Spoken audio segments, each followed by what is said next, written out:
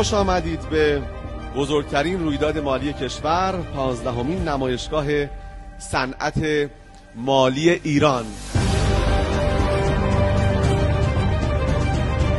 سهم تسهیلات خرد به جهت سیاست‌های ابلاغی آقای رئیس جمهور و دولت افزایش پیدا کرد از قریب 13 به بیش از 15% که دسترسی بیشتر خانوارها رو حکایت میکنه.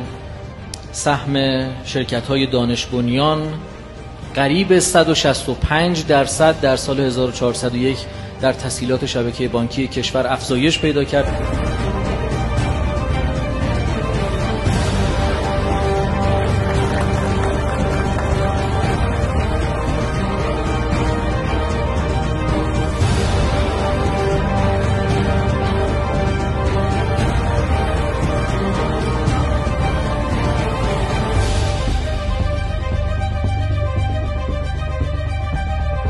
به دلیل چاپ پولی که داره انجام میشه.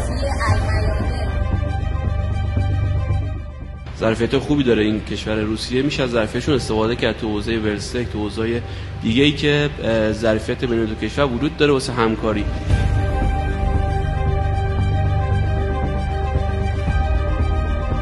خیلی خوش آمدید به ایستگاه 15.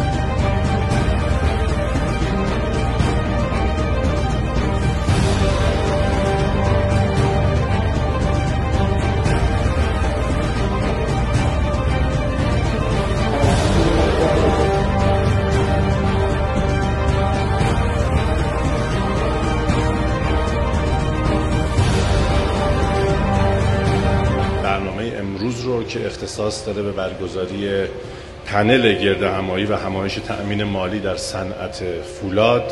ما مشتری‌ها را در بانک در 2 سطح داریم، یکی تسهیلات خرد، یکی تسهیلات تجاری.